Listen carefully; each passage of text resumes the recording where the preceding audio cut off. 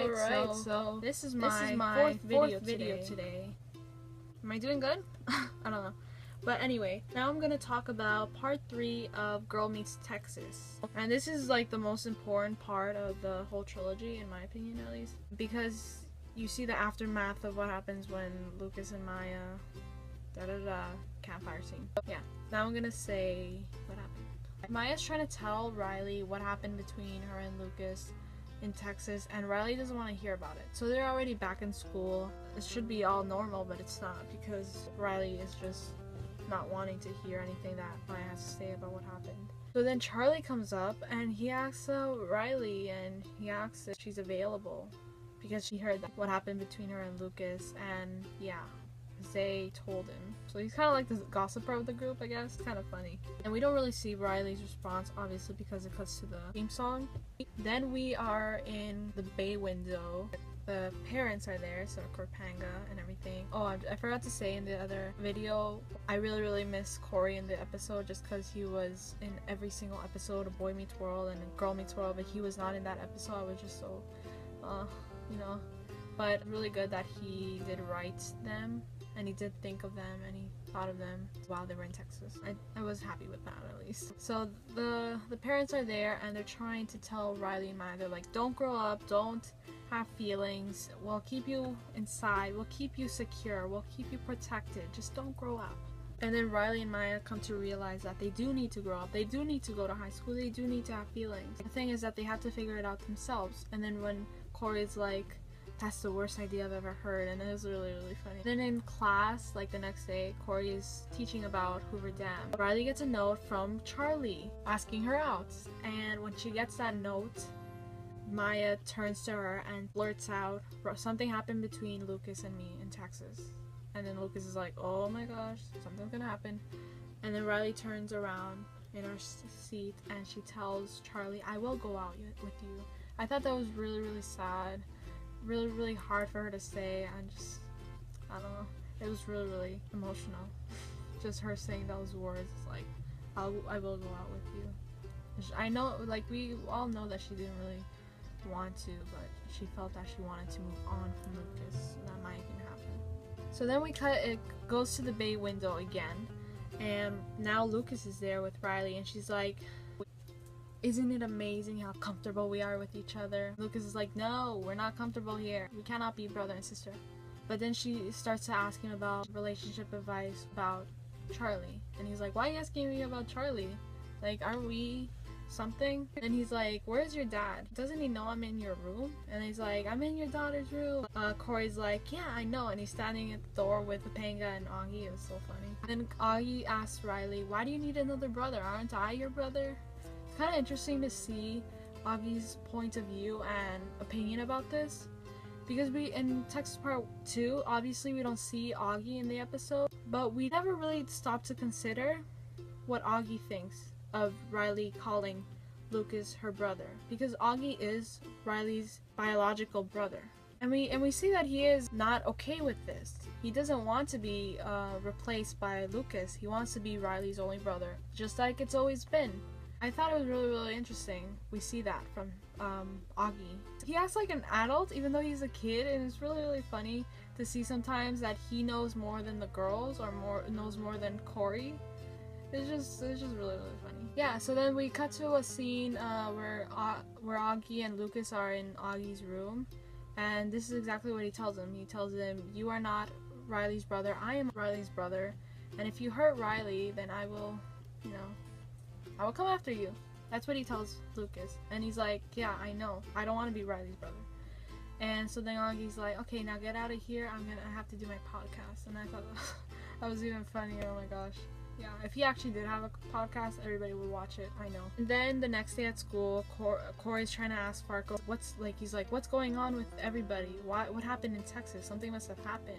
Farkle's like, I don't know, but there's something that happened. He mentioned Smackle in this, and it was really funny. He's like, when I see Smackle or something, I like, oh, the feelings and stuff. Like, he's trying to express it in his facials, and it was really funny. And Farkle promises Corey that he would find out something. He goes and he spies on Riley and Charlie, and he starts to realize that Riley doesn't have feelings for Charlie. He has feelings for Lucas still, and that she doesn't think of Lucas as a brother. That's what he comes to realize.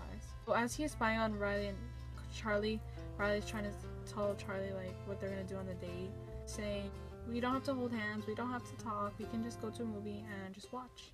Charlie's like, okay. Like, he's not really okay with it, but he's just like, okay. He's trying to be a good date, I guess. And I think that was kind of like a reference, like the fact that Riley doesn't want to really talk to Charlie during the date, but in Girl Meets Boy and in Girl Meets Secret of Life, she finds it really, really important that she and Lucas have a connection, have a special connection where they talk and they could tell each other a lot of secrets and a lot of intimate things that only friends can tell each other and only really, really close people can tell each other. It's really different with the way that she acts towards Charlie. Then we see in Topanga's that Lucas and Maya are on their date. It's so awkward, and it's such a reference, it's such a parallel to when Lucas and Riley went on their date in Girl Meets the New World. How awkward they were, and they wouldn't even look at each other. They were just like sitting there not doing anything. It's really interesting to see how Maya and Lucas are exactly the same way in that sense, that they just, in their first get together, they're not really comfortable with each other yet. And Farkle and Zay are observing these two, Lucas and Maya, and Farkle says like Lucas and Maya are more comfortable when they're yelling at each other, and Riley and Lucas have so much in common, but not brother and sister in common. They have more in common by talking to each other and by helping each other, helping their friends, looking out for their friends, because they would do anything for their friends. So Farkle then finally realizes that Riley actually did something for her friend. She did something for Maya. It just gets more interesting. It just gets more dramatic. Maya pours a smoothie on top of two smoothies on top of Lucas's head, because she's like, if you don't start talking, then I'm just gonna pour these smoothies on you. Lucas begins to tell her the same story that he told Riley in Girl Meets Boy about how he delivered a baby horse. He tells her about that, and then she's like, she grabs a smoothie and she just pours it on it, like no mercy or anything. He's just like, this is like giving birth right now. It looks exactly the same. So what I think is that more so, Maya did not want to be compared to Riley. She did not want to be treated as Riley. She wanted to be treated as Maya. So she didn't want Lucas to tell her something that he would only tell Riley. So I think that's why she kind of felt like insulted in that sense, that she just wanted him to tell her something else, not something that he already told Riley, something that he could only tell Maya. I think that's why she was a little bothered, and that's why she did the smoothie thing. But she kind of like shrugged it off and was like, yeah, I did that, and that's over with now. Maya and Riley are in the bay window. Maya's like, yeah, he's great and everything. Maya's is like, I put Lucas down, you bring him up. That's your purpose and that's my purpose. Like, you can kind of see now that Maya and Riley have sort of switched places. In Girl Meets, in part 2, Riley acts toward Lucas like Maya would act toward Lucas, and Maya kind of acts like Riley in this episode.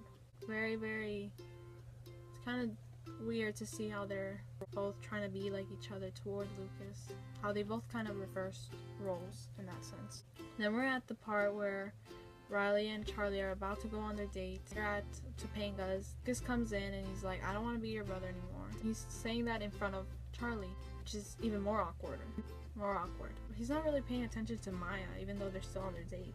Maya kicks him in the butt, which was, a lot of people actually like that. They enjoyed seeing her kick him in the butt.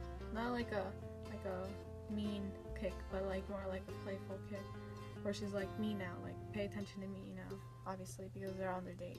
So I kind of feel like Charlie was pushing too hard to be boyfriendy to Riley. He's trying too hard, being like, oh yeah, we're gonna buy popcorn and licorice. I didn't really like that part about him in this episode, that he was trying too hard to attract Riley. I just didn't really like that about him.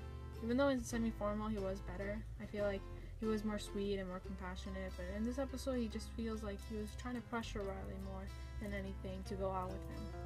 And then Farkle is about to like say to everybody that Riley still has feelings for Lucas, and then she takes him outside and she tells him, you can't tell anybody about this. A lot of people are saying that Farkle is more to Riley, more on Riley's side than Maya's side. He never said that Maya's feelings don't matter. He was talking about Riley at that moment. And a lot of people are acting like this episode is like gonna be like this is the last episode of season 2 or the last episode of the show. They are gonna discuss Maya's feelings.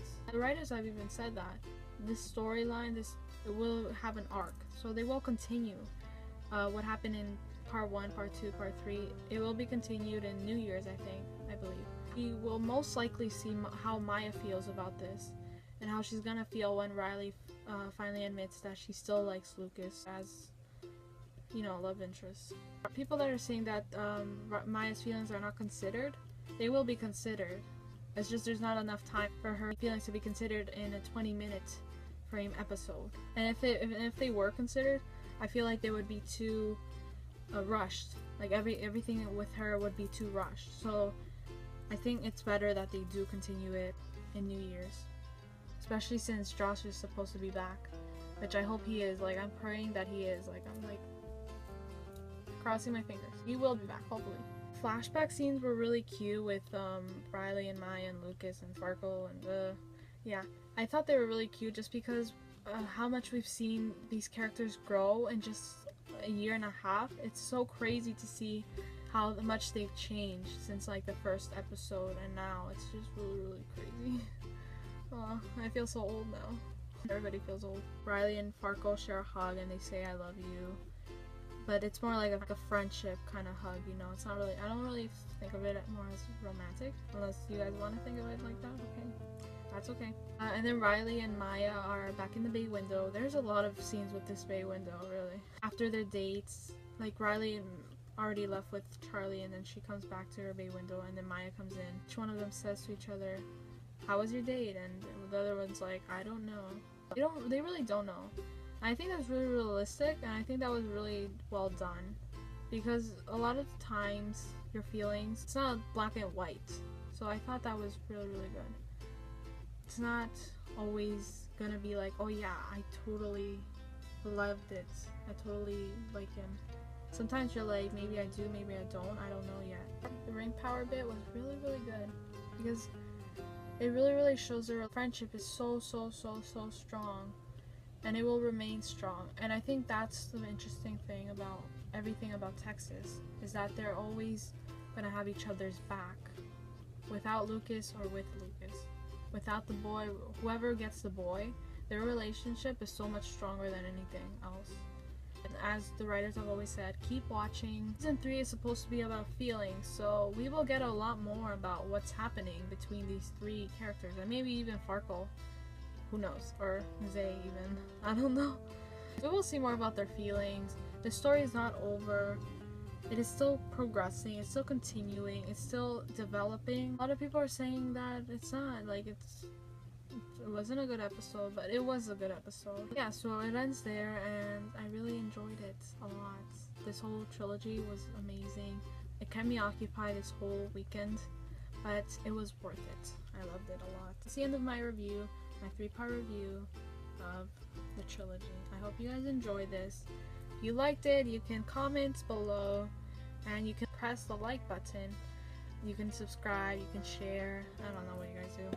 If you guys decide to do that, great. Yeah. So I hope to review more episodes, like the next one's coming up, Girl Meets the Forgiveness Project. I feel like that's going to be a really good episode with Maya and her father. I wish that Sean was in that episode, but he wasn't. I don't think he is. I feel like he's not. I tweeted the writers one time, like when they were having that marathon in August, and they did respond to me. I was so happy.